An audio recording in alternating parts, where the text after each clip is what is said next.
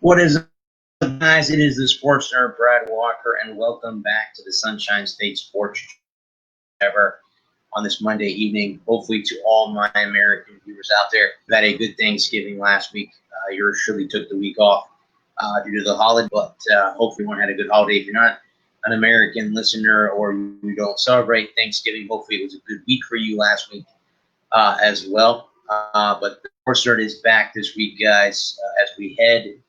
Cannot believe that tomorrow is December 1st already, how quickly this year has gone by, even though, guys, it's a year for a lot of us. Thoughts and prayers to everyone out there who's been affected by COVID directly. So, thoughts and prayers from the show and all for everyone who's been affected. The Sunshine State Sports Jabber is part of NGSC Sports. Remember the website, guys, ngscsports.com for all your current sports content. The Sunshine State Sports Jabber is sponsored by Arena Eats. Log on to the website, arenaeats.epp, for the ultimate fan experience at your favorite sports venue. Arena Eats mobile app, pre-order, express pickup, and in-seat delivery. How do you place your order? All right, so let's go ahead and get started here. Before I start, guys, I did look up. I have no new Rowdies news. I continue to look it up to see if there are any free agent talk or anything like that. As of right now, guys, there is no updated news since the coach 2 weeks ago. I did read on this show that their coach wrote a letter to the fans 2 years ago that he hoped to get the team to a championship game. And lo and behold, this year the Rowdies did win the Eastern Conference of their league. Of course, there was no championship game due to COVID, which is kind of interesting, guys, because really, in all reality, they've had time now to make it up. Just like the NFL or college football, they postpone it. They can wait until they, have had negative, tests, and they play the game. I'm really surprised.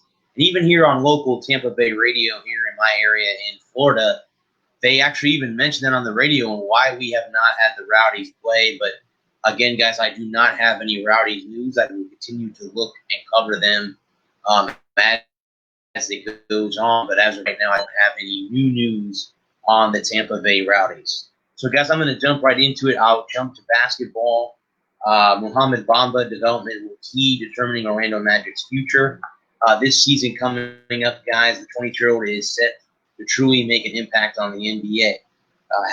His playing time has reduced from 16.3 in his rookie season to 14.2 last year.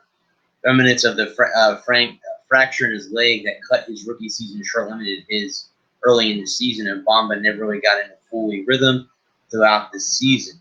His second year was cut short when it seemed to be making gains he needed, first by the hiatus, then the pause of the season by the pandemic. Bamba spent his pandemic hiatus seemingly gaining weight so much so that he is now listed at 250 pounds, but the lingering effects of COVID-19 prevent him from playing and eventually had him sent home from the bubble. Bamba has been able to work out and do some things in Orlando. He's still feeling some effects even today. He finished the 2020 season averaging only 5.4 points, 4.9 rebounds, and 1.4 blocks per game, essentially the same numbers he had last year. Bamba averaged 13.6 points, 12.4 rebounds, 3.5 blocks per 36 minutes, numbers very similar to his rookie season. But he's going to be playing a big role, guys, this upcoming year for the Magic. He's going to be one of those guys that will have to get better for the Magic. There has been signs that Bamba demonstrating why he's been taken 6th overall in the 2018 NBA draft. So he has shown signs of it, guys. He just needs to get back to that point. Now, even though he's at 250 pounds, they said that he has added significant muscle. So that obviously, if you guys do not know out there, that muscle weighs more than fat. So you gain muscle, you gain weight. So again, they still have Volacek, Fournier, and Gordon are still part of the team. None of them got traded for this year. So we'll have to see how they still have Marquez Fultz as well. Now Isaac will be out this season again. So that is that. We'll have to wait and see how the Magic come out, guys, because really, it's going to be interesting because guess what, guys? The first preseason game for the Magic is December 11th. Now, you want to do the math. This upcoming Friday is December 4th, which means next week, guys, I will be previewing their first preseason game to start their season. So we're going to be back into the thick of NBA here very, very soon. So I'll be talking about the Magic and the Heat coming up here really quickly again. But just, so that will be that. But again, their first preseason game, guys, is scheduled for December 11th. That will be in Atlanta. So that will be against the Hawks. The Magic also play the Hawks in Atlanta on Sunday, December 13th. They conclude the preseason with a pair of home matchups against the Hornets on December 17th and December 19th. So they'll have 2 road games and 2 home games. There you go. The regular season is expected to begin on December 22nd. So like I just said, guys, this Friday's the 4th. That's 18 days after this Friday. The season will have started again for the Orlando Magic. So here, guys, are the roster that they will have coming into the season. They have Al-Farouq Aminu, Cole Anthony, Dwayne Bacon, Mo Bamba, who we just talked about, Khem Birch, Jordan Boone, Devin Caney, Michael Carter-Williams, Gary Clark, James Ennis III, Evan Fournier, Robert Franks, Marquez Fultz, Aaron Gordon, Jonathan Isaac, I think, guys, is the one that will be out for the season, Kareem Maine, Jamie Halu, Terrence Ross, Joe Chesky, and Noah Becker will be the ones. Head coach will be Steve Clifford. Assistant coaches will be Mike Batiste, Tyrone Corbin, Pat Delaney, Steve Etzel, Bruce Kaiser are your coaches. The assistant coach player development is Lionel Chalmers. High performance director is Lindsey Wigner, and head athletic trainer is Ernest Eugene. So here we are, guys, again, just about to turn the corner on the NBA season, starting from where they are from that. So there's the Magic. Again, guys, we are just a week away from previewing their first preseason game. This upcoming Monday, guys, then for me, a week from today, will be December 7th. So what that means now is next week I will be looking forward to previewing their game against the Hawks in Atlanta.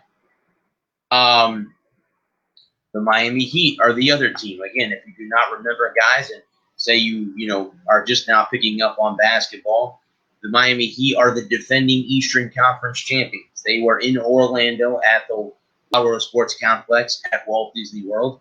They were the team that lost in the finals to LeBron James and the Los Angeles Lakers in 6 games. The Heat won 2. Game 5 was a classic game. If you are a Heat fan, Jimmy Butler went off to keep the Heat alive. They were down 3-1 going into Game 5. They won Game 5, but then lost in Game 6. So again, the question was with Pat Riley is, who was he going to bring in to help Jimmy Butler and company get over the hump that they were unable to last year? Miami is a legitimate threat in the Eastern Conference. Yes, I know Giannis most likely will re-sign with the Bucks. That'll make them still one of the top teams. But in the end, Miami still could be one of those teams. Boston's another one that could be.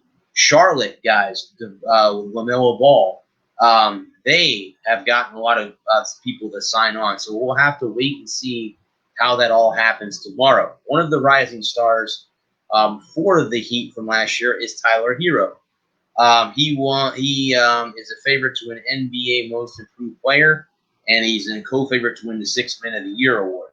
So he definitely will be one of those guys. He averaged 13.5 points, 4.1 rebounds, 2.2 assists per game, connected with a 38.9% of his shots from three-point land. He averages 16 points a game, 5.1, 3.7 in the postseason. And he has a cocky attitude, which he brings with him on the court. Again, and most of the time, you have to be that way. Now, Jimmy Butler, I mentioned him. Goran Dragic is another one. So again, we'll have to wait and see if they add anybody. Of course, Giannis is one of those guys. There's a couple other people that the Miami Heat could bring in there. Here are a couple of things to bolster their roster in the 2020 NBA season. Again, if you do not remember, they did lose. They did get All-Star center Bam Adebayo signed a 5-year, $163 million max contract extension. He averaged 15.9 points, 10.2 boards, and 5.1 assists. Without a doubt, the team is thrilled to have a steady rim protector back. So he did re-sign. Adebayo did re-sign with the – I brought in Caroline Butler as well. So there have been some moves so far that have helped bolster. They did draft Precious Achiuwa in the draft this year. So Dragic did re-sign as well, agreeing to a 2-year, $37.4 million deal. So that's another thing that can help them. They did lose Jamie Crowder, who agreed to terms on a 3-year deal with the Suns. So that was a loss that they had. But they have, again, put some pieces in place. For them to try to get back to where they were a year ago. So here's an article by Hydra Winterman of the South Florida Sun Sentinel. Here are 6 burning questions that the Heat have coming into the season. What is different?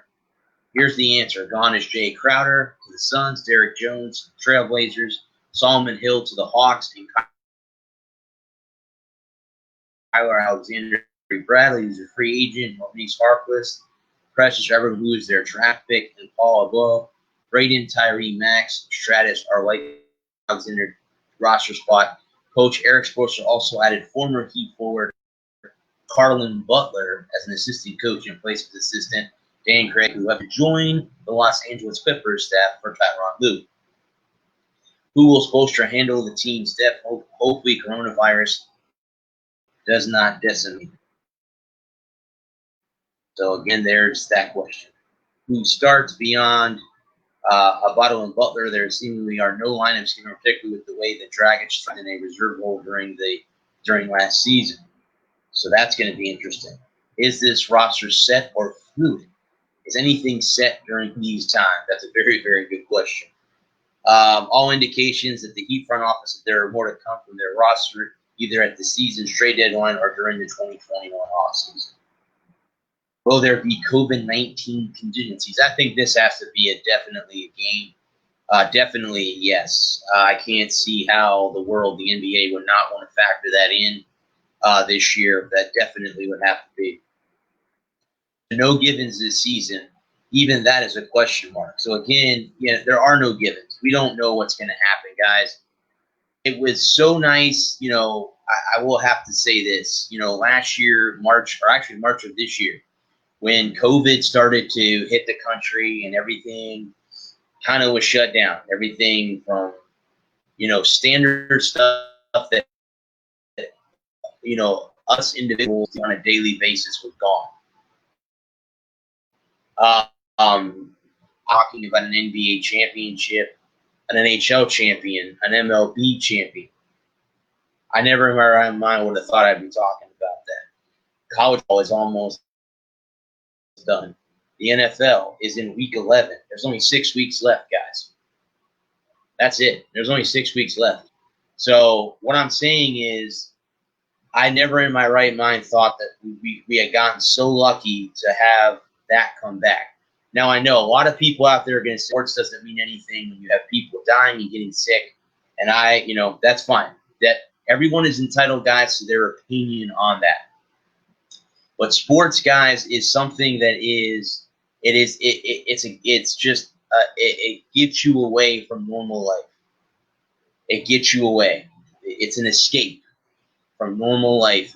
You get the opportunity to step away and watch sports. And, let's hope that even though I know as of right now the numbers are going back up again to dangerous levels again. But you know what, guys?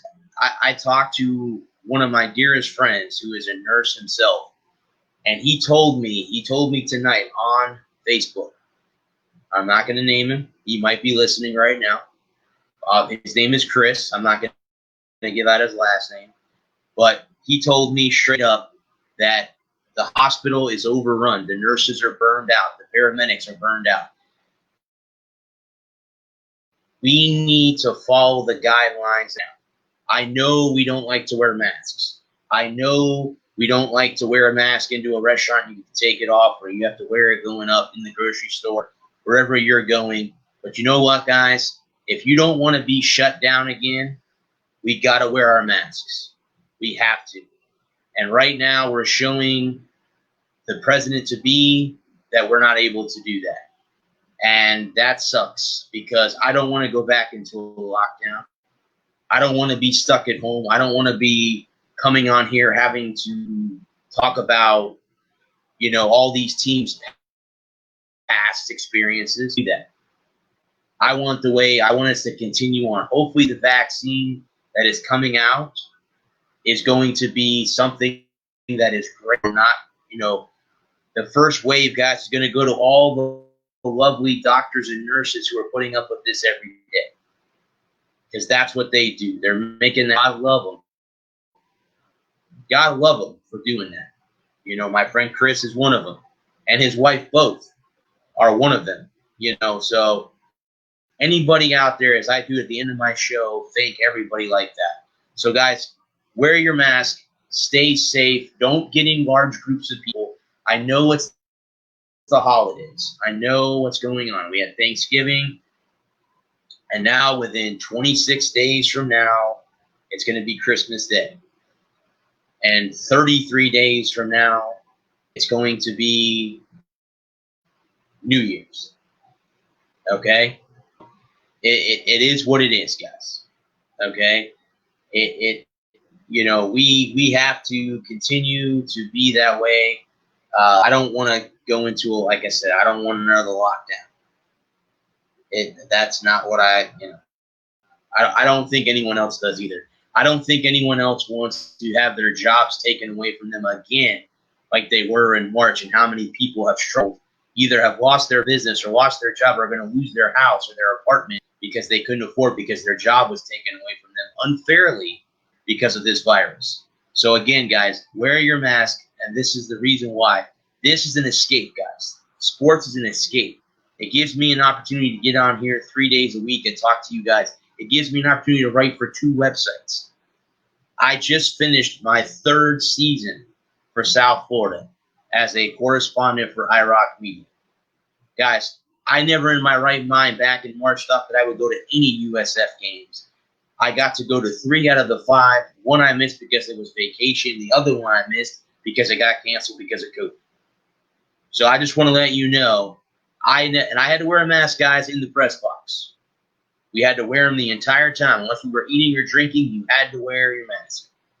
Plain and simple.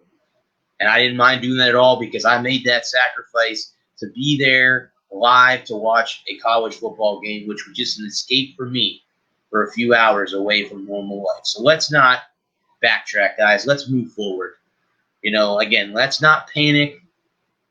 Don't panic, because that's what everyone does. Everyone's panicking. The whole toilet paper thing again is a problem now out there again, because someone posted out on social media that there's going to be another lockdown as of January.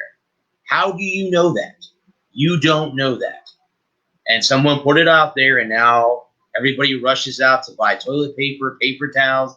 Every paper product is gone because somebody got on social media and used the scare tactic. Guys, stop getting scared of this stuff. Stop panicking. Listen to the experts. Don't listen to somebody's post on Facebook. Listen to an expert. And don't just listen to Fox News or whatever news circuit you watch on TV, because the media loves to push you and pressure you into doing things. Stop. Think about what you're doing. Think about what they're saying. before you do that and stop panicking, because that's the number one thing they want you to do. They want everyone to panic. Stop. You just stop doing that. All right, guys. There was my rant there in the middle of the podcast there. But anyway, we'll move on, guys, to baseball. I'll go to the Miami Marlins. The Astros-Marlins trade could give Houston a perfect replacement for George Springer. Springer, guys, is a free agent. So he is one of the top free agents out there. The Marlins may have the Astros replacement for Springer in Starling Marte. Now, here is the trade. The Astros get Starling Marte. The Marlins would get second baseman, shortstop Jeremy Pena, and outfielder Jordan Brewer. So that means, guys, if Starling Marte does decide to go, or I'm sorry, George Springer does not decide to return to Houston, Starling Marte would be picking up another second baseman / shortstop, another outfielder that could help booster this roster that they already have. That made it to the playoffs last year, despite being the first team to get hit with COVID. Oh, and by the way, too, they are the first team ever to have a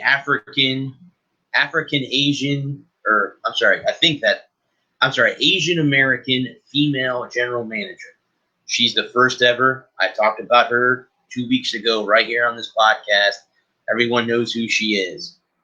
Here are 5 epic Miami Marlins games as fans or if outsiders you should know about. The 5th game of the NLCS between the Marlins and Braves on October 12, 1997. The series was tied at 2-2. Expected Atlanta to win since they were the favorite. Things weren't looking up for Florida since their ace, Kevin Brown, had stayed put for the game due to a stomach virus. The Marlins put in rookie Livan Hernandez to play instead of Brown. To make things worse, Atlanta used their ace Greg Maddux against Florida's rookie, but Hernandez showed that even a rookie should never be underestimated. He threw 143 pitches and got 15 strikeouts. The second game, guys, was the Marlins versus the Indians on October 26, 1997. All the secrets from this world of baseball actually came out. Unlikely today in the age of the internet, we all needed a couple of sports blogs or even a few popular betting apps to be in touch with the latest news and odds of NBL games in the 1990s. It was done via newspaper or television, but better late was never. That's exactly how the world found out about the owner of the Florida Marlins, Wayne Huizenga. He invested a lot of money into forming an all-star team. However, the investment paid off because on October 26, 1997, after defeating the Cleveland Indians, the Marlins won the World Series. On this day, they became the first team to win a World Series with a wild card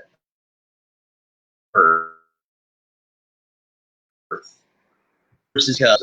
Guys, this is the infamous, and I think you know what game this is, the infamous Steve Bartman game. Marlins were on their way to another World Series when they had a stroke of luck in a very difficult game against the Chicago Cubs. Before the infamous game, the Cubs were leading the series 3-2, and they also led the game 3-0 when Luis Castillo, a Marlins player, hit a foul ball down the left field line. Cubs outfielder Moises Alou, though he could have caught the ball easily, but he wasn't counting on their fans, wanted a souvenir. So instead of Alou, Steve Bartman, a Cubs fan, caught the ball after being given a new life. Castillo walked, and the series of successful scores. Marlins are on their way to their Marlins versus Yankees, October 25th, 2003. This, guys, was the closing game for the Yankee favorite in that game. Josh Beckett came in. He threw 107 pitches, allowing the opponents only 5 hits and 2 walks, and they beat the Yankees in the World Series in 2003, marking their second World Series championship in a matter of 6 seasons, being the first in 1997, and then again. They have not been back since, guys, but they have won 2 of them. The other game was Marlins versus Mets, September 26, 2016. This was just 4 years ago, and this was the game that I watched in particularly because of one name, and the name is Jose Fernandez. He was the young pitcher that had passed away in a a boat accident. Um, they all wore the number 16 jersey, and it was permanently retired in honor of the Fernandez. So for the last time, the whole team wore number 16 on to stake of painful of grief, emotion, and tears.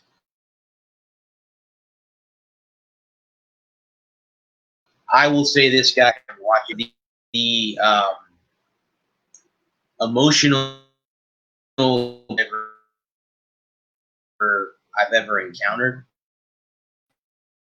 You know, hands down, I've ever encountered. There was really not a dry tear. You know, home run, and you know that kind of set it off. He was crying as he came around third base, so very a sad game for a lot of baseball fans. I think everyone, if you are a baseball fan or a sports, you know, a rising star or even one that was a pillar in their sport passes away, we all pay attention. You know, we all pay attention. You know, and even like in music too, guys. When a famous musician dies, we all are saddened by that person. So that was a tough game. I will have to admit that. Jeter knows the Marlins need to improve. How will they do it? There's a lot to figure out. Again, they did go 31-29 in the pandemic season. They did get to the MLB playoffs. So there are definitely some things that have to be fixed. In addition to market improvement from their starting rotation, Sandy O'Connor and Pablo Lopez, two players, and Brian Anderson, Miguel Ross, and Garrett Cooper, the Marlins had a club record 18 players make their MLB debuts, including 8 ranked of 11 in the organization by the MLB pipeline. So again, they're a young team. Timely wins to reach the playoffs. Again, they were the first team guys again to be hit. It will be up to Kim G, who I mentioned earlier.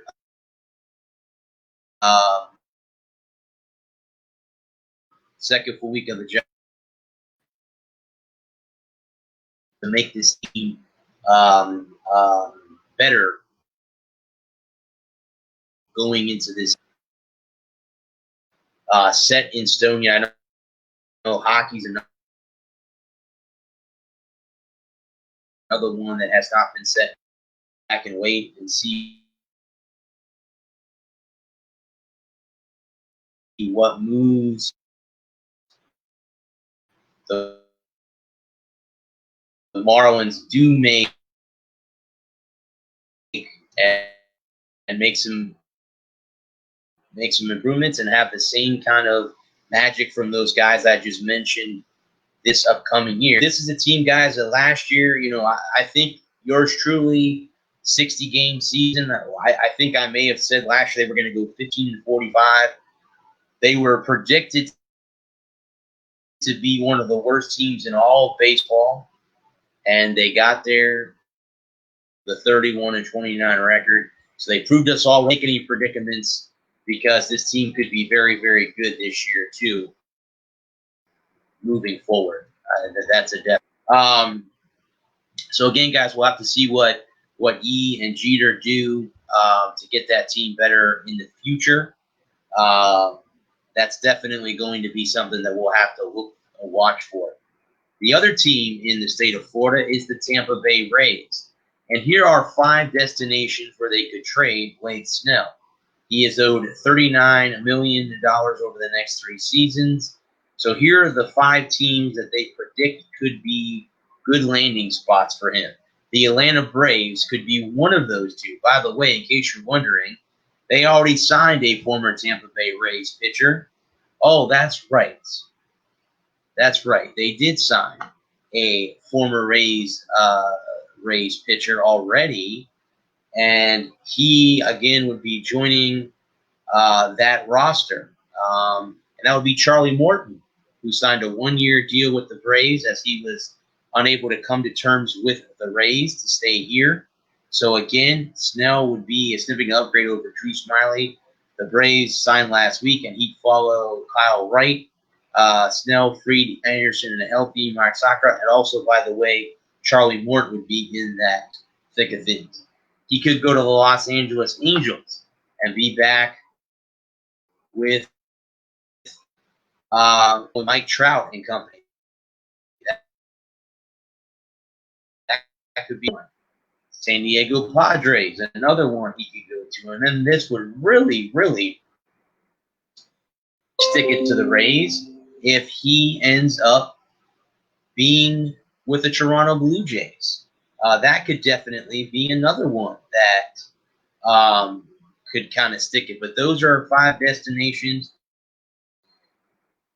They are dangling out there. Nothing is. Like I said, Charlie Morton has already left. Randy Arozarena was arrested in Mexico. If you guys did not hear, but he was not up on charges. So that's good news for them. But again, guys, what I'm saying is it is, and you don't have a lot of your guys locked up. Things like this happen. I think Rays fans they know this is coming, but they're also tired of it as well.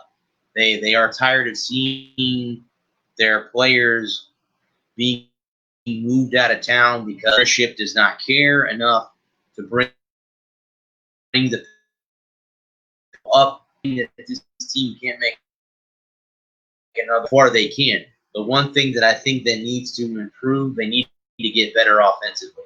I think they struggled in the playoffs a lot when it wasn't coming to the home run. They struggled a lot. They need to score runs. They need to be a better team to score runs. That's the one thing I think that will probably end up hurting them a little bit, will be that. And, but let's go to the catcher position, which has really never really been something that has been solid for them. They lost Michael Perez already. So Mike Zunino and Kevin Smith are the only 2 remaining ones left. So here are 3 of them that they need to kind of keep. One of them is Zunino. Again, Travis d'Arnaud he's in Atlanta, so he's going to be there with Charlie Morton next year. And possibly it could be Blake Snell also going there as well. We'll have to wait and see. So Zunino definitely has to get back. He hit 147 with 11 hits and 75 at-bats. He only hit 238, struck out 37 times. Guys, that's not going to cut it. That's not going to cut it. So again, they have to get a better hitting catcher on top of that. Tyler Flowers is one that could be another possibility. He's 35 years old. He's an unrestricted free agent. Now, he's a better fielding catcher than anybody else, but he hit 234 last year, in that form. It will be a cheap candidate for the Rays. So that's something you have to look forward to. And then Matt Wieters will be the 3rd pick. He has played the last 2 seasons to back up Yadier Molina, which is one of the top catchers in the league in St. Louis.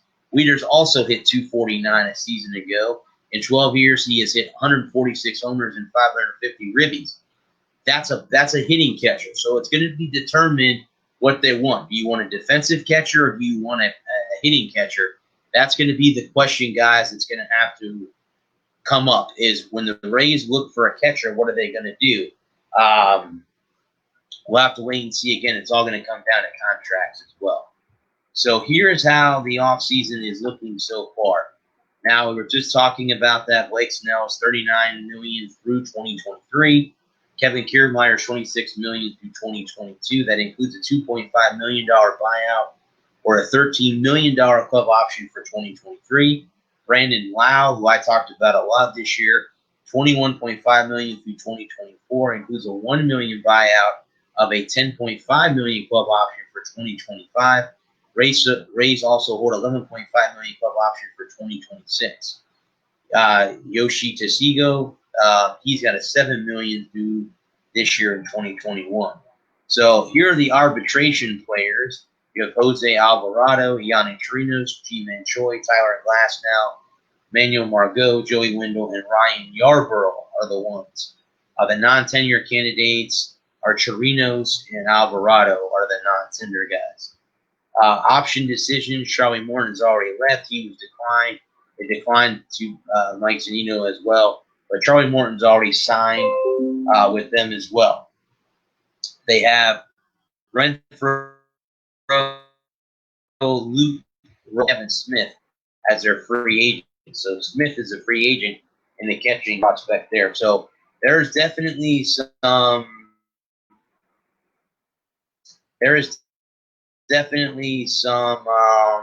work that has to be done to keep some of these guys around this year.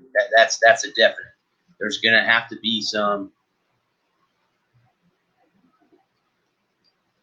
There's going to have to be some pieces added and maybe removed for future. Again, guys, the Sunshine State Sports Chapter is sponsored by Arena Eats. Log on to the website arenaeats.app for the ultimate fan experience at your favorite sports venue. Arena Eats mobile app, pre-order, express pickup, and in-seat delivery. How do you place your order? All right, guys, so we'll move on now to hockey. Again, the season is still up in the air, guys, as of right now when it's going to start. I've seen January 1st. I've seen December 25th. I would guess if the season was going to start on Christmas Day, there would already be preseason games scheduled. I would lean more towards either on New Year's or starting in January of next year for the NHL season to restart as well. Again, the big problem, too, is for the Canadian teams, they cannot allow anybody from the United States to cross over the border. So the NHL probably going to go through a realignment. You might have the 7 teams in Canada just play each other for the season. You may only have them out there, and the U.S. teams then, of course, would travel if they could with everything going up. The Florida Panthers did get a new affiliation with the Green Swamp Rabbits. That's their ECHL team. So Greenville serves ECHL affiliate for Florida and the Charlotte Checkers. Checkers, I believe, are their AHL affiliate. So the Panthers manager Bill Zito announced today that the club had entered a multi-year affiliation agreement with the Greenville Swamp Rabbits of the ECHL. The Swamp Rabbits will serve the ECHL affiliate for their Panthers as well as the American Hockey League affiliate, the Charlotte Checkers. So there you go. So there's been some shakeups. I know a lot of times, a lot of teams, they shake up their affiliates and stuff like that. For all of my gamers out there, the ones who do virtual gaming, which is a big thing, been very big. The Florida Panthers are going to host the Sunrise Showdown NHL tournament that will be held starting this Saturday to December 12th, so it'll be a week worth of enjoyment. The NHL 21, Xbox One, and PlayStation 4 hosted by Level Gaming. Select matches from the tournament will be streamed from the Florida Panthers gaming Twitch account at twitch.tv/FLA Panthers if you guys want to take a look. It will take place over the course of 2 days through Level Gaming tournament platform. Max 128 participants are eligible to compete on both Xbox and PlayStation 4. Registration for the tournament will be handed at a first-come, first-served basis. The first will continue until there are 8 participants remaining on both platforms. The final matches will take place on Saturday until the 2 champions have been crowned. First prize for the winners of the Xbox One and PlayStation 4 console brackets will receive a custom Florida Panthers jersey and the opportunity to play with a Florida Panthers player personality in one game of NHL 21 on the Florida Panthers Gaming Twitch channel. The second place winner on each system will receive a $100 digital gift card to FloridaTeamShop.com. Registration for Sunrise is free to open residents in the United States and Canada, ages 18 or older. All participants must have a copy of EA Sports NHL 21 and a stable internet connection. To sign up for the tournament and for rules and registrations, please visit FloridaPanthers.com/FLA Panthers Gaming to get involved. Very cool, guys. So if anyone's into virtual gaming and wants to win, go for it. Anybody out there that listens to my show and is a virtual gamer, go for it. That's always been something, guys, on my other show, The Walker Report, that I was thinking about maybe bringing on some YouTube personalities that play games like that.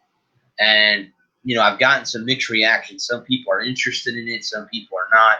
So, I haven't got a yes or a no either way. Now, speaking of the Florida Panthers, again, we all know it's going to take some time with, they have to rebuild their team. The defense is what struggled last year. The Panthers did make it to the playoffs and were beat in the first round by the New York Islanders, who would go on to the Eastern Conference Finals to lose to the Tampa Bay Lightning. So this offseason is no different. They're not, this is not anything different, even though I know it was shortened here. Here are the guys that they've already said goodbye to. You have Denny Donov, Mike Matheson, Colton Segura, Mike Hoffman. Now they'll say hello to Patrick Hornquist, Alexander Winberg, Vinny Hastra, Carter Verhaeghe, Radko Gudas, and Marcus Ngara are the second year in a row they brought in at least 5 new faces.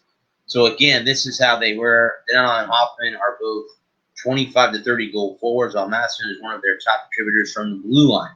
So definitely something they can show who Carter Verhaeghe is, and if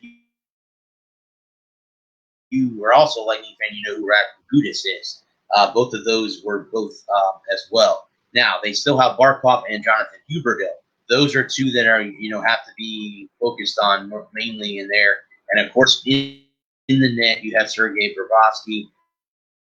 That did not turn out very well for him in year 1, but then again, when you have not a very good defensive pair, it's very, very hard to do that. The Panthers look like they made some decent moves, and with Barkov, Huberdeau, Aaron Ekblad, and Keith Yandel on the top of their lineup, they're still respectable core players that could still make the year pretty well for the Florida Panthers.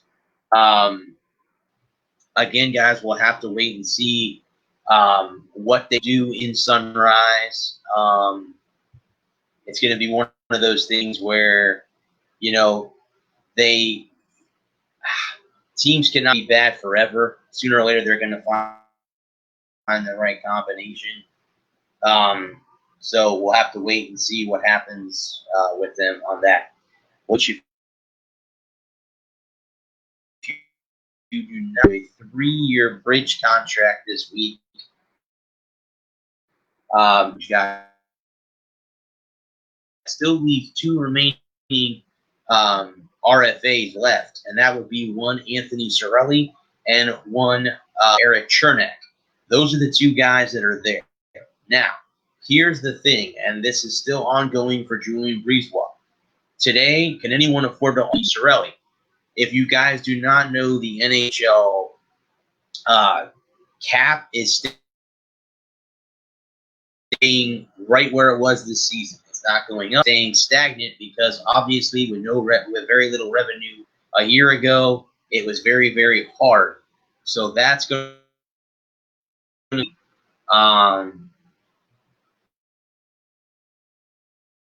so here we go now with some big piece here.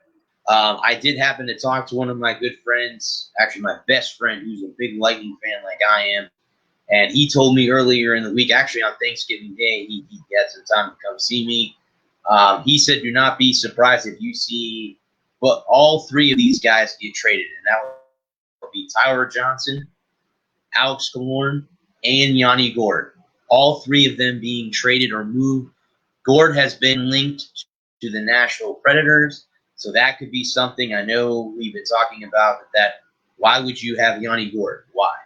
Well, you know what? You got to move these guys to get some of these guys re-signed. They have to bring back Cirelli, in my opinion. Sergachev was the number 1 thing.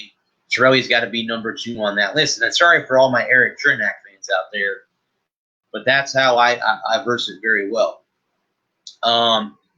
Right now, the Jackets don't have enough space to attempt to sign Cirelli. The Rangers could do it if they lighten their roster size from 23 to 20. Alexis Lafreniere, who is the number 1 overall pick in the NHL draft this year, I doubt that that's going to happen. Now, here are teams, that do have cash. That would be the Florida Panthers, the Columbus Blue Jackets, the Ottawa Senators, and the New Jersey Devils all have. Now, here are teams unwilling to give up draft picks for Cirelli, and that would be the Maple Leafs and the Bruins and the Red Wings. The Predators are willing to give them up, so don't be surprised on that. I would be shocked, but not surprised if the Rangers Predators get bold and make a play for Cirelli, a 4 or 5 year deal just within the first and third round pick combination range. It would take a lot of guts for Julian Breezewald to accept a contract like that, but he almost has to do it. Cirelli is a key part of his middle six in the present and future, and that's exactly Tampa Bay Lightning want to be contending. So again, it's going to be up to Julian Breezewald to make that move. We'll have to wait and see how that is. That's a tough job. I gotta say that right now. But speaking of Mr. Breezewald, he did make a very, very good decision earlier this week in bringing back Miguel Sergachev. Sergachev's we got him for 3 more years. He re-signed a 3-year with $14.4 million. Again, this is a bridge contract, very similar to what Kucherov got before he got signed to a long-term deal. I mean, guys, you know what? There's a good chance. There's a chance out there too that you may see Steven Stamkos. The problem with Stamkos now, guys, is he's injury prone, and who the heck's going to take a contract now with him being injury sized? If you see some of these names being moved around, so Sergachev has been signed. Cirelli and Cernak are the last 2 restricted free agents. He needs to prove about $10 million in cap space to make that. Again, Sergachev is like Victor Hedman. You got to keep the defense pair together, and that Julian Breezewald is going to have to do something. It is time, guys, for Tyler Johnson to wave his nose. I have to say that right now. He has to be one of the guys that has to be moved. Again, he was actually put out earlier, and no one bit. 30-year-old forward, he signed a 7-year, $35 million contract back in 2000. He surpassed 20 goals and 45 points in the 17-18, 18-19 season. Rogers had a down year in 19 from a change in scenery to potentially recapture some of his former glory. Now, Lightning could conceivably in the $1.25 million in cap space, but as our friends over at RotoWire pointed out, it may be a better idea to try to convince the Spokane Washington to free up more potential moves. Ideal situation, no, I imagine he'd like to run it back with the Bolts and try to go for a 2-peat, but after it all on his 8th professional season, Johnson may now be willing to accept the move or to keep playing hockey at a high level, as opposed to being buried. Initially signed a 5'8" forward after being undrafted in 2011. So I agree with that. I really could see him move to. I really could see him moving on, to a different team. I really honestly could say that. I'm a Tyler Johnson when they were on the triplet line with Palat and Kucherov. I think that was a great line that we had here at one time. But it might be nice for some new scenery for Johnson and us moving forward in the future as well as that. So, guys, as I always do, I end my show talking about football. Now, guys, when I get to college, I'm also going to be talking and moving forward with basketball for the Hurricanes, Seminoles, Gators, Bulls, and Knights, and not only just men's basketball, but women's basketball too. Do all of those 5 teams moving forward, and if anything else comes up, such as baseball or softball, I'm going to continue to have stuff to talk about until the football season gets back around. But I'll start with the NFL guys, and I'll move to college at the end of my show. But what I'm saying is, it's going to be. I'm going to do it that way, and hopefully, for all my non-football fans in college, you guys can still be interested in that. I will start, guys, in Jacksonville, and Mr. Dave Caldwell, the general manager of the Jaguars, has been fired after the team's 10th straight loss. He has been their GM since 2013 and has only played only one winning season. The Jaguars are 39-86 this year and have lost 10 or more games in every season under Caldwell except 2017.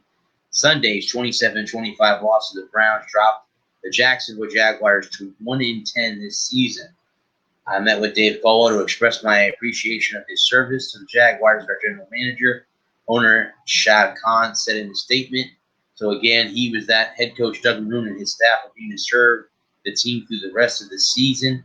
Trent Balk, the team director of player personnel, will serve as the interim GM through the end of the season. And guys, don't be surprised if Doug Maroon doesn't get the boot at the end of the year either. This is usually what happens with teams like this. And again, coming into this season, just like a lot of the professionals out there predicted that the Jaguars would be one of the worst teams in the state of Florida. I think they are the worst team in the state of Florida because the Bucs and the Dolphins are both have winning records.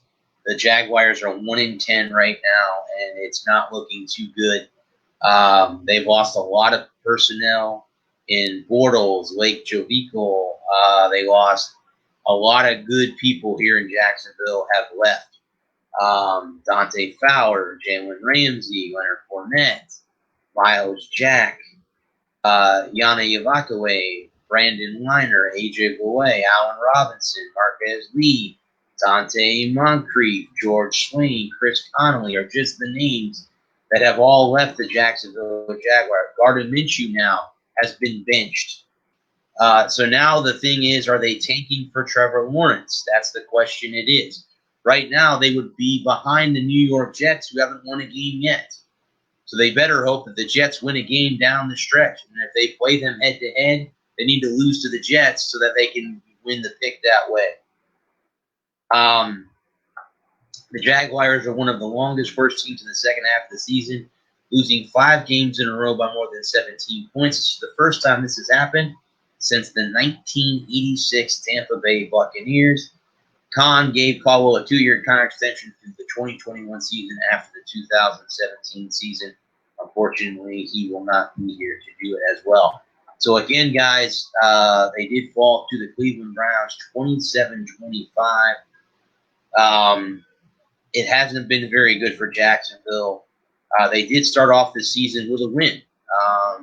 They were 1-10. They're 1-10. So they, now it gets very, very difficult. They did bench 6 rookie quarterback Jay Gaunt, who started the team's past 3 games. For an injured Gardner Minshew II, Jacksonville was forced to turn to 7-year veteran quarterback Mike Glennon this past week. The Jaguars were down both starting quarterbacks in rookie C.J. Henderson and veteran Sidney Jones IV. 2 rookies were forced to play certificate snaps in place of Luke Rocco and Jose Scott. The team's coaching staff was forced to change this week, too, due to the COVID-19 protocols. So that was tough on the Jaguars as well. The Glennon was 20 of 35 for 235 yards and 1 touchdown. Sorry, 2 touchdowns, excuse me. The team's 19-17 lead into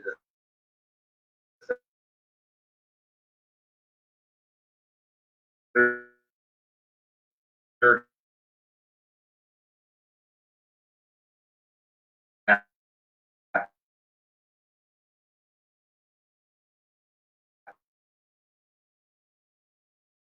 Vikings, and that's not going to be easier, guys. That's no.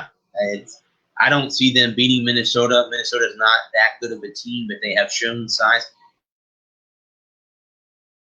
The Vikings beat the Packers earlier in the season. So don't be surprised if that's not a tough battle for the I hate to say this for all my Jaguar fans out there, but this team may be dropping one. Will remain Dolphins starter but under one condition per Brian Flores. Dolphins for a quarterback change no matter how well Ryan Fitzpatrick plays. Dolphins head coach Brian Flores reiterated that Tua will be the starting quarterback even after Fitzpatrick completed 24 for 39 for 257 yards and 2 touchdowns in a victory over the Jets. To miss Sunday's game with a thumb injury, paid for Fitzmagic to take the starting quarterback duties again. Fitzpatrick has 4 games with multiple touchdowns, 0 interceptions.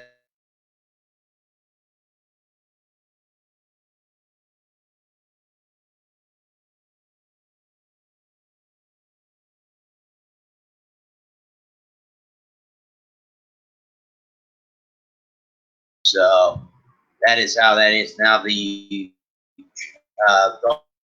Dolphins did beat the Jets yesterday 20-3. Again, that is good for them as they're trying to catch up to the Buffalo Bills, who also beat the Los Angeles Chargers yesterday. So the Dolphins definitely are going to have to stay pace with the Buffalo Bills. And again, they don't have to worry about the Patriots, even though they won yesterday. They're behind the Dolphins right now. So it's really right now, it's the Buffalo Bills division to win in the AFC East. So now it is going to be different. They dominated again at 20-3 win. So that is definitely Ryan Fitzpatrick. Offensive stats for him this week. So it will, again, it's very, very good, for them to continue to move forward. Now, they have a home game against the Cincinnati Bengals coming up this Sunday. That will be without Joe Burrow, as if you guys did not hear a week ago, last week, Burrow was hurt. He tore his ACL and MCL in the injury and is luckily going to be out probably for the rest of this year, and probably out till 2022 most likely. So that's sad news for Joe, who's the number 1 overall pick out of LSU. And the Bengals will have an interesting task to beat this Dolphins team that has shown that they can win. So I think Miami can beat Cincinnati this upcoming year. And now we'll move to the Tampa Bay Buccaneers, who were the CBS game of the week this past week, yesterday facing off against Kansas City Chiefs. During the game, both Tom Brady and Chris Jones traded barbs. You guys did not watch the game. They're yelling at each other face to face. This is a heated exchange on the Chiefs trying to stop Brady in the offense. It was already up 20-7 with 11:08 to go. Now, guys, the score will show you that it was 27-24, but don't count your lucky blessings and saying, oh, that was a close football game. It wasn't close, guys. It was 17-0 in the first quarter. The Bucs had to fight back to get within 3 points, to lose only by 3 points. So this was not an easy game for the for the Buccaneers yesterday. So again, that's also going to bring up, is Tom Brady done? Is this offense not working? Because right now, guys, they were, the Super Bowl is going to be in Tampa, one way or the other, whether the Bucs are there or not. The Chiefs could be back here playing in Tampa on Super Bowl Sunday. Right now, they only have 1 loss. The only team that's better than them, obviously, is the undefeated Pittsburgh Steelers, whose game was supposed to be rescheduled for Tuesday and now has been pushed till Wednesday of this week because of COVID. So again, we'll have to wait and see if that game gets made up. Now, Brady finished 27 of 41 with 345 yards, 3 touchdowns. The reason why this team, Patrick Mahomes, finished 37 of 49 for 462 yards and 3 touchdown passes. Kansas City moved to 10-1 and 6-0 on the year. The Bucs are 7-5 on the season, but only 3-3 at home at Raymond James Stadium. So here are the comparisons as of Week 12 from Jameis Winston to Tom Brady. One of the quietest days for the season for Winston, the Bucs jumped out to a 25-0 halftime lead against the Jaguars with the defense adding the score. Winston played in a fairly conservative second half. He finished 21 of 33 for 266 yards, without a touchdown or interception. The effort sort of highlighted the impact turnovers in Tampa Bay's season. Winston averaged 1.2 interceptions in victories in 2019 and 2.3 interceptions in losses. Brady in Week 12, same old guy, can still hit the deep ball. Brady had 3 different completions that traveled more than 30 yards in the air and finished the game with 345 passing yards and 41 attempts. It was a far cry from the 4.5-yard attempt last week against the Rams. He also did well to stand in the pocket against the pretty first pass rush and took 8 hits. But the bottom line is he had 2 more interceptions, and both came in a Kansas City territory after driving to the 39-45. He's being paid a king's ransom to avoid exactly those types of plays. So there it is right there, guys. Here's what it was looking like through season totals so far.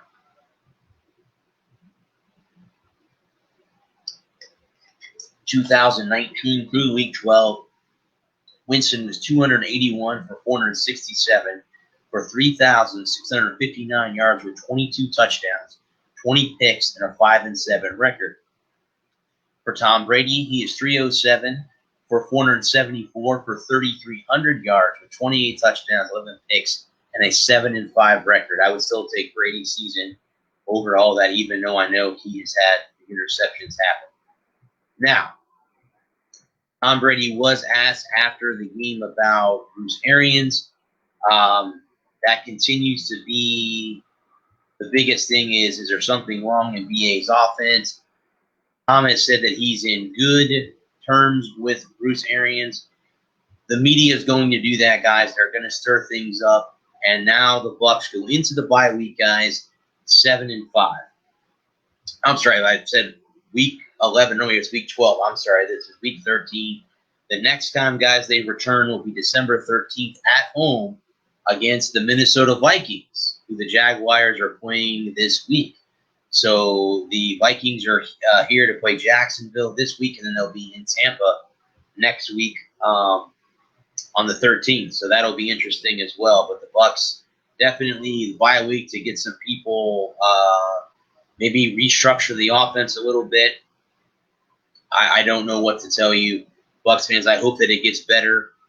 They do have 4 winnable games left on the schedule, 2 against the Falcons. Again, I think they play the Vikings and the Lions, I think, is the other game that they have left on the schedule. I know the Falcons did beat the Raiders yesterday, but the Bucs beat the Raiders too. So if the Bucs come out and handle their business against Minnesota, I can't see why that would be a problem moving forward than that. In all reality, I think the Bucs can do that. I really do. I really do. All right, guys. So now we're going to move into the Miami Hurricanes. This is college football. Like I said, guys, I will do college football until these teams either go to a bowl game or their seasons are over. So I will not be talking next week about UCF or USF football because both of their seasons are pretty much over. I don't know if the Knights had enough wins to get to a bowl game or if they're going to have a bowl game because some bowl games are going to get canceled due to COVID. I know USF will not be going to a bowl game, so this will be the last time you hear me talk about anything about football unless something big happens with the program moving forward. I'm going to be talking about basketball and other sports that take the place because I want to talk about college athletics, guys, and I cover these 5 teams So I wanna continue to do that. The Miami Hurricanes will hopefully have a football game this week. They're going to be playing against the Duke Blue Devils. Duke is currently 2-7, 1-7 over 1-7 in the ACC. Blue Devils are coming off a 56-33 loss to Georgia Tech this past weekend. Now Miami's game got canceled again due to COVID. They have an 84.6% win probability due to ESPN's Football Power Index. Miami is 7-1 and 6-1. Last played November 14th, Virginia Tech, a contest that the Hurricanes barely were able to play due to COVID-19 positive test and contact tracing. UM beat the Hokies 25-24 in a dramatic fourth quarter comeback win. 2 days after the win, the Hurricanes announced the postponement of 2 games that were scheduled against Georgia Tech and Wake Forest due to positive tests and contact tracing. UM also had to push back a game that was scheduled against North Carolina. As of now, Miami's game against North Carolina December 12th and Georgia Tech on December 19th are still scheduled, so those 2 teams will be made up. We'll have to wait and see. Again, Coach Manny Diaz has continued to close the facilities, keeping the players away from each other in case this pops up again. I think we all kind of knew this was going to happen down the road there. Again, it's going to be interesting, guys, because think about this. They have not played football in almost over a month. So you're going to come out a little bit cold. Yeah, you can practice against each other, but it's not a live game. And as a lot of my football people out there can tell you, that's it, guys. You got to have live football to stay in shape. So it's going to be very interesting playing Duke. I don't think they're going to have an issue against the Blue Devils. The Duke football team has gone over the years. I just don't think they're going to have any problems unless COVID, takes that away from them. But the Canes are ranked number 9 in the AP poll. You can watch the game, guys, on Saturday at 8 p.m. on the ACC network as they have a kickoff there. So let's go ahead, guys, and break down their basketball team, their men's basketball team. You have Chris Lykes as a senior guard, Anthony Walker, a sophomore forward, Isaiah Wong, a sophomore guard, Nizer Brooks, a freshman. He's a senior center. Elijah Alani is a senior guard. Howard Beverly is a sophomore guard. Filippo Caracos is a sophomore guard. Earl Timlake is a freshman guard. Rodney Miller Jr. is a returning senior, a redshirt senior center. Willie Hinton is a senior guard. Sam Warrenberg is a redshirt senior forward. Dion Grog is a redshirt junior forward. Cameron McGusty is a redshirt senior guard. Matt Cross is a freshman forward. So there is your men's basketball team. Now they did they did beat North Florida in their basketball opener, but lost as a freshman Earl Timberlake for multiple weeks. That will hurt them. They did beat them 77-59 in the season opener on Sunday night at the Wasco Center. So that is very, very interesting. They outbounded UNF 47-34 in that game. So that was very interesting. North Florida's 0-3 was within 3 points of Miami early in the second half, but UM went on a 10-0 run to pull away. Sophomore guard Harold Beverly had 11 points, 11 rebounds, and 3 steals off the bench. So that definitely helped the Hurricanes get their first win. Now they have a game coming up, guys, against Stetson on Friday night on 8 p.m. That will also be televised on the ACC network. So look for that. The women's Miami Hurricane basketball team created a storm in the ACC this winter after another loss early in the ACC tournament and a departure of Patrice Monomar to the WNBA draft. So last year, guys, they went 15-15, 7-11 in the ACC. The Canes will be without forward Patrice Malfiar to the WNBA draft in April.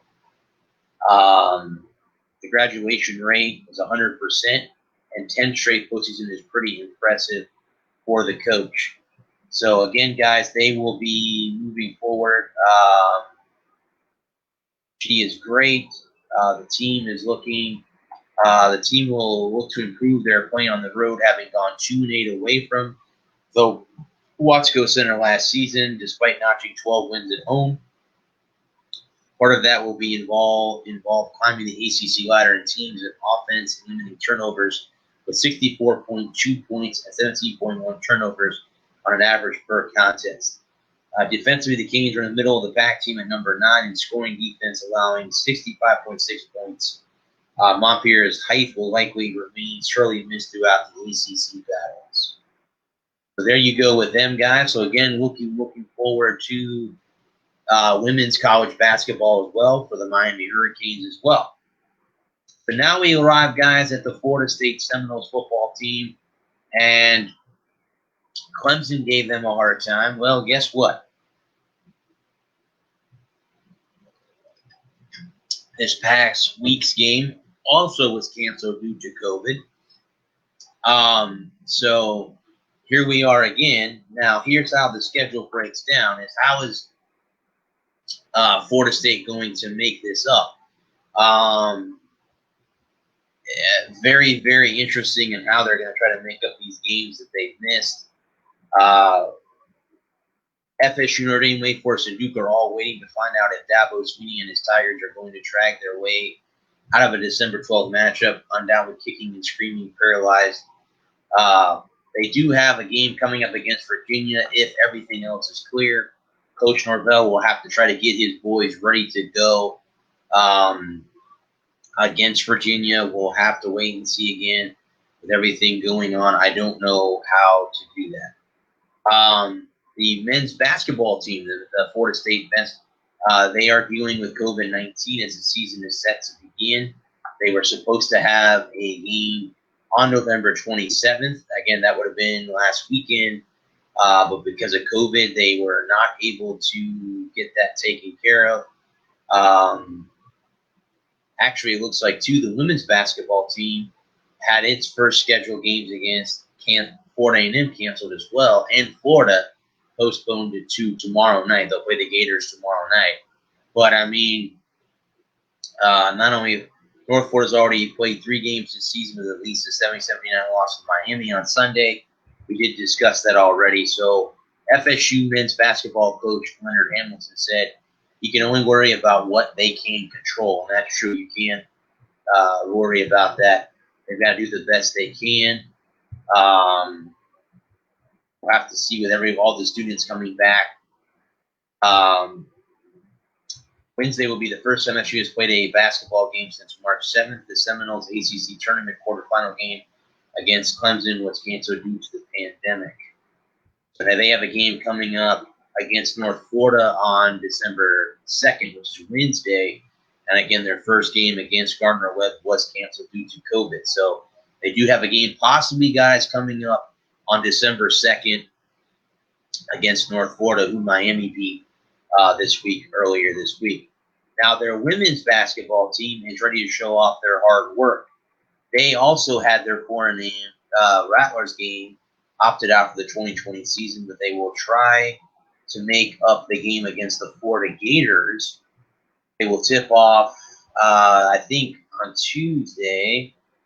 So Tuesday night, guys. So they'll be the Gators are 1-0. Women Gators are 1-0. Tuesday at 6 p.m. at the Tucker Civic Center. The game will be shown on the ECC Network Extra. So FSU's opener against Florida A&M previously canceled due to the Rattlers foregoing the entire 2021 season. Seminoles game Sunday at 2 p.m. against Austin Peay will now be their second game of the season, so they'll be playing them after. If you want to get tickets, guys, I guess they're allowing fans. The number is 188 FSU NOLE. That's FSU NOLE. Seating for the 20 will be in compliance with social distancing measures. All tickets have been segmented into blocks to meet the 6-foot distance. You have the women Gators beat Grambling State 90-47 in their season. I will talk about when I get to that point. The Florida Gators, guys, beat Kentucky over the weekend 34-10. Now it gets to the game against the Tennessee Volunteers, which is kind of weird because in a normal season, this game would have already happened for both these teams, and it's not the same this year either. The Gators are 7-1. They go on the road to play the 2-5 Vols. This again, if you think back to when the season started, guys, they had Tennessee making a impact at Georgia and Florida in the SEC East. Well, that predicament has not happened. You know, they thought that the Volunteers were going to make that big of a step. Kickoff will be 3:30 this Saturday, and the game will be broadcasted on CBS. So they lost to the Auburn Tigers. Meanwhile, the Vols are 2-5 with their last outing being a loss to the Tigers. Gators have won 3 straight games against Tennessee. So again, that will be this. Florida has beat 4 SEC opponents by at least 20 points for the first time since 2008. They did it 7 times.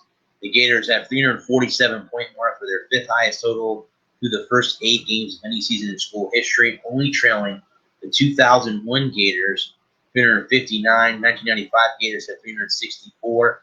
94 Gators had 394, and the 1996 National Championship team had 413 points through their first 8 games. Florida's school record streak of 9 consecutive games with 35-plus points was snapped last week, and was its school record streak of 7 straight 35 wins against SEC teams. So then last week, Dan Mullen passed Spurrier and Urban Meyer for the best 34-game start by a head coach in UF history. Mullen is now 28-6, while Spurrier and Meyer were 27-7. Meyer won his 35th, while Spurrier lost his 35th. Junior tight end Kyle Pitts returned from a 2-game hiatus with 5 catches for 99 yards and 3 touchdowns, making him one of the 3 FBS players with multiple 3-touchdown games this year. Jalen Darden, North Texas, Ermanel Dobbs, Nevada. Pitts is the 8th SEC player to accomplish this feat since 2000. So there you go, there you go, Tennessee. Good luck this week, unless the game gets COVID.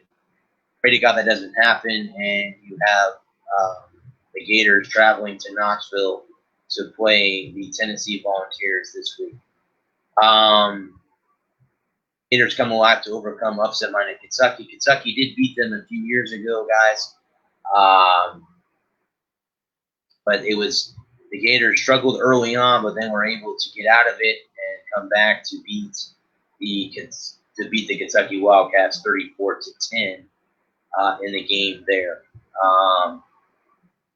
Kyle Trask threw 3 more touchdowns, the 8th time he reached at least this total this season. But the Wildcats certainly made the Heisman Trophy candidate work for his touchdowns and passing yards. This was pretty expected because Wildcats have the #1 pass defense in the SEC. So again, guys, it will be Florida at Tennessee in Knoxville on CBS. So that is definitely that. Now, we move to Florida men's basketball. The Gators were supposed to play Oklahoma, but unfortunately that game was canceled. Florida scheduled after their initial first week of games against UMass Lowell and Virginia were canceled due to COVID concerns. Florida has 1 positive test of the player and 1 with an assistant coach in a mere week before their season. So there you go with that. The cancellation of Oklahoma was due to at least 1 positive case in their program. So there you go with that.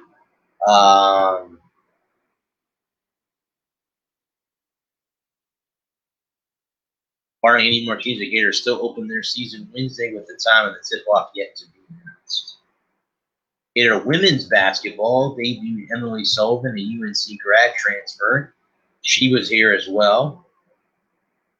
And they won 90-47.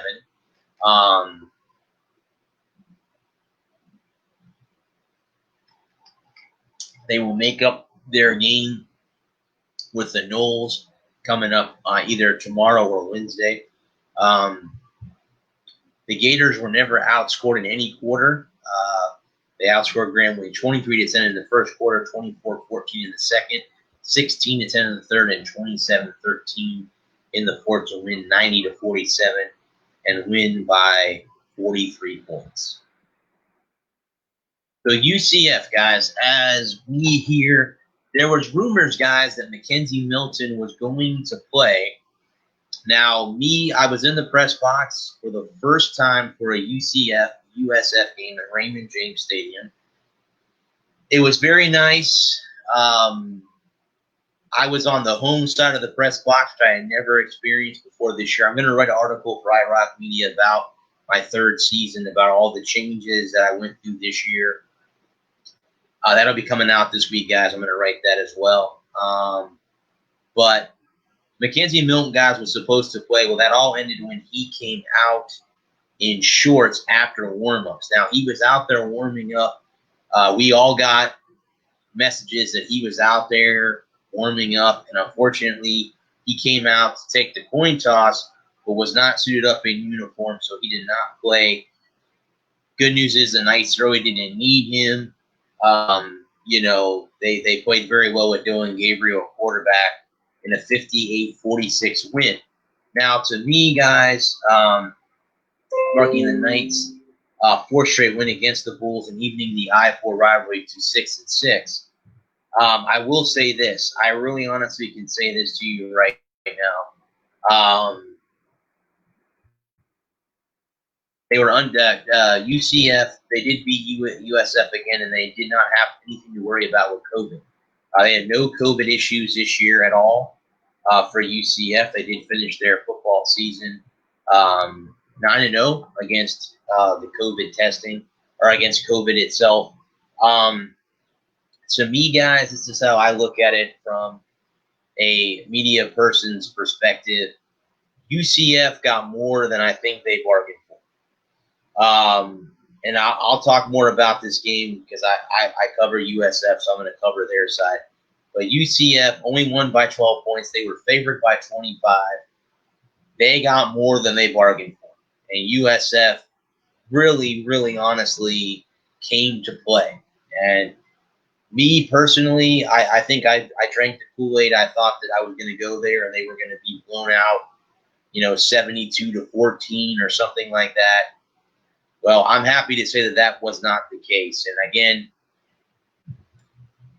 I will go into detail about it, and we will definitely talk about it tomorrow night on Bullseye with Larry Frank, our all USF podcast tomorrow night. And I'll probably go over it again with my boys Adam and Lewis on Thursday night on the Walker Report at 8 p.m. But I'm just telling you right now that UCF got more than they bargained for against USF.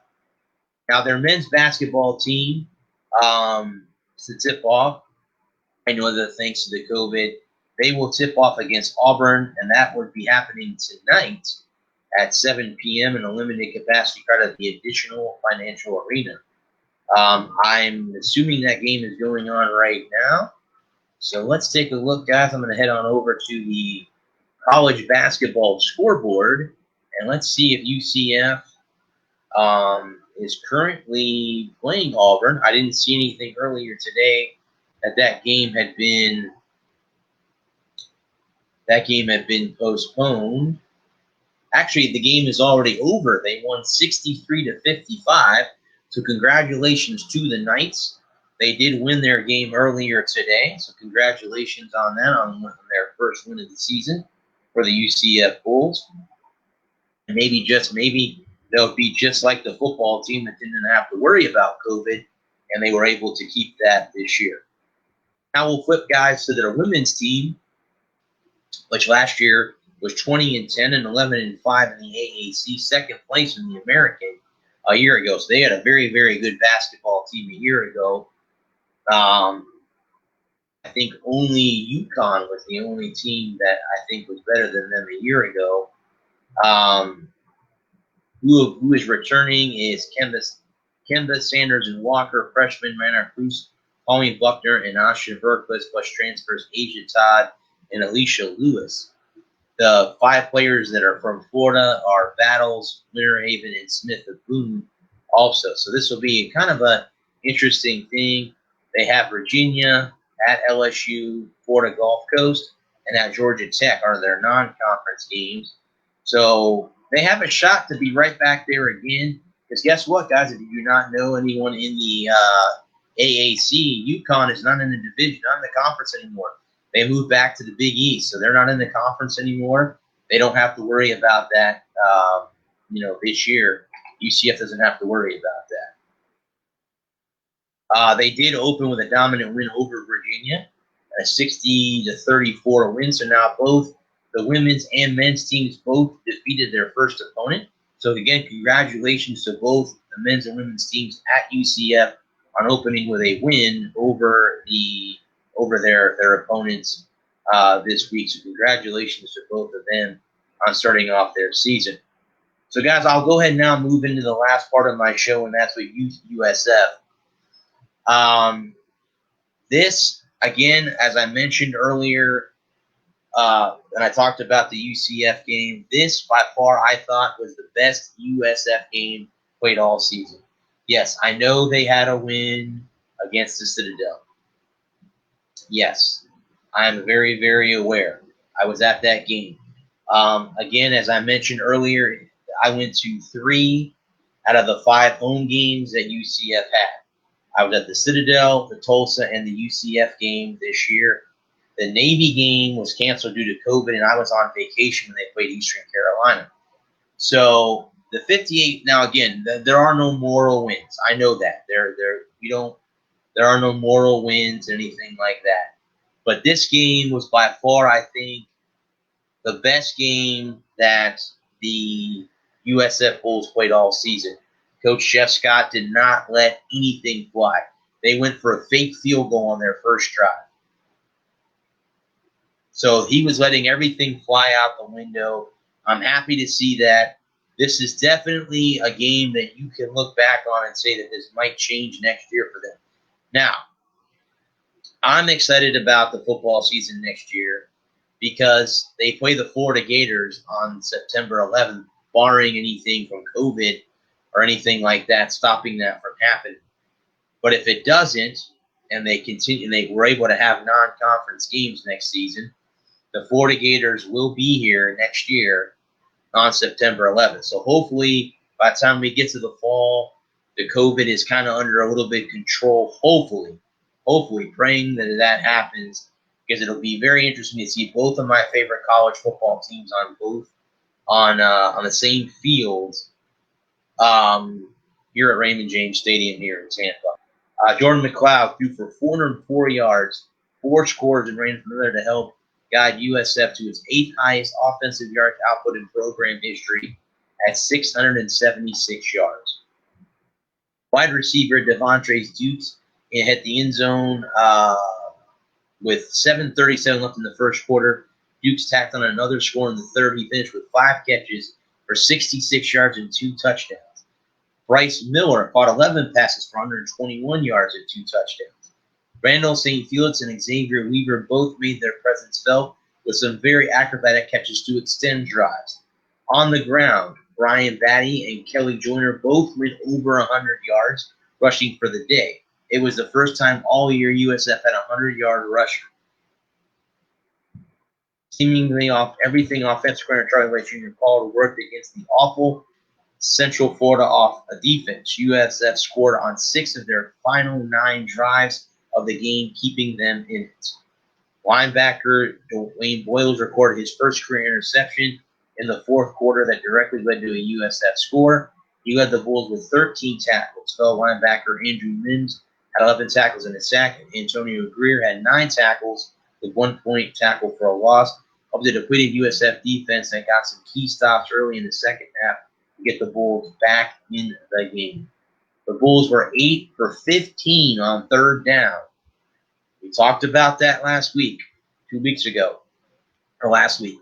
Today was the first time USF converted at least 50% of their third downs. UCF had 38 first downs. The Bulls ran 93 plays. Let's go ahead, guys, and jump to their basketball team, which is currently sitting at 1-2. They beat the Florida College Falcons last week on Wednesday, the day before Thanksgiving, 94-84. They had 52.2% on the field goals, 37.5% three-pointers. They were 75% from the free throw line. They had 41 total rebounds, 17 assists, 2 blocks, 10 turnovers, and 12 personal fouls. That was at the Sun Dome. Now, they moved to the Mohegan Sun Arena. They lost to the Rhode Island Rams 84-68.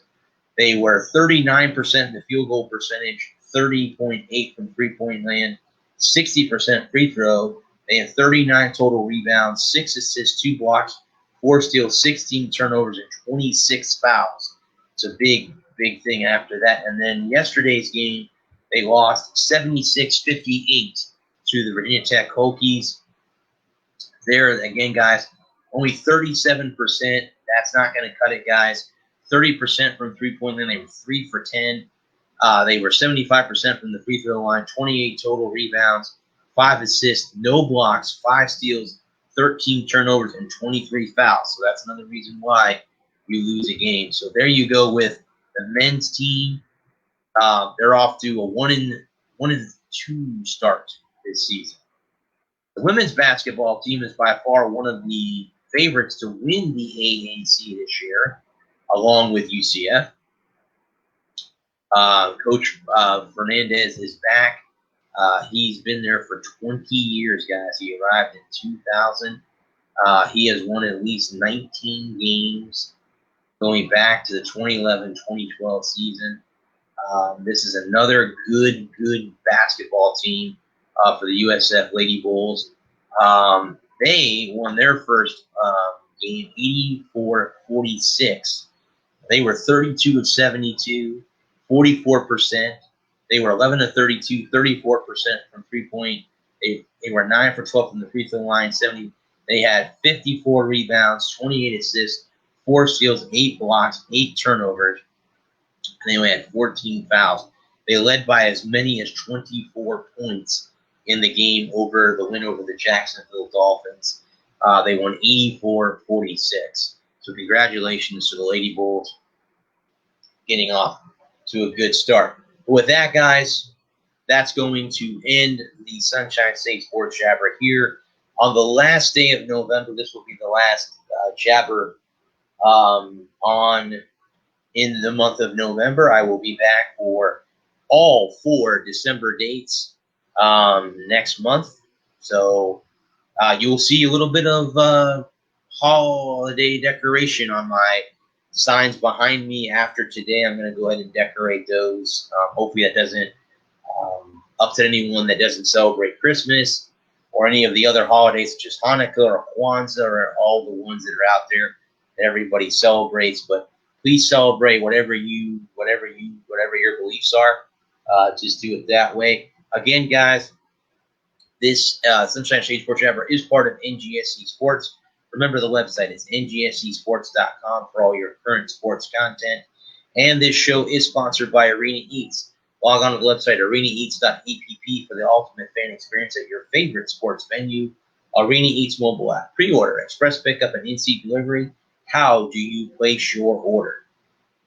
And guys, with that in mind, I want to say thank you for everyone that popped in here on a Monday night. I know the holidays are here, so I'm probably going to have a lot of people that, if you are out there doing your holiday shopping, please make sure you wear your mask while you're out there and stay safe. Stay 6 feet apart. But as I always do, guys, I want to thank the doctors, nurses, and essential workers. You guys have been the true heroes through this pandemic. As I spoke earlier and went on my rant about my friend Chris, please wear your mask as the hospitals are starting to become nightmares for the nurses that are only supposed to work a certain amount of overtime and are working overtime, going home, sleeping, and then coming right back and doing it all over again. So, guys, please wear your mask and stay safe out there. Also, guys, to the men and women of our armed services, both active, retired, and the ones who have left us, thank you for all your sacrifice, for all that you guys do. I would not be able to talk to this microphone right in front of me 3 days a week if it was not for what you guys do, your sacrifice to the country. So thank you again for what you do as well. Also, to our police officers, firefighters, and paramedics, thank you for being our domestic soldiers and keeping us safe here abroad. Thank you for doing that as well. As I always do, guys, I love every one of you. Thank you for popping in here, even if you don't see this live and you see it after I share it tomorrow on the multiple social media platforms, Facebook, Twitter, YouTube. They will all be up posted tomorrow to all of those social, and even to Instagram now as well. So I'll be moving it to there as well. And I see if I can post it to Twitch. I'm still working on that as well. But until then, guys, until next Monday, guys, everyone, please stay safe out there. The Sports Center will be back on the Sunshine State Sports Jabber next Monday. If you love USF sports, hop over to Bullseye tomorrow night with me and Larry Frank, 9 p.m. Eastern Standard Time. That will be Bullseye. And then if you want to see me with my lovely two co-hosts, Adam and Lewis, on the Walker Report on Thursday, hop over there. It's 8 p.m. Eastern Standard Time. I will post it all again like I did today for the Walker, for the Sunshine State Sports Jabber, to the multiple groups on Facebook, Twitter, and of course Instagram as well. But thank you guys as well for just stopping in and hearing me talk for the last hour and a half plus. Until then, guys, everyone, please stay safe out there. Until then, until next Monday, everyone, stay safe. This is Sports Star Brad Walker. Peace.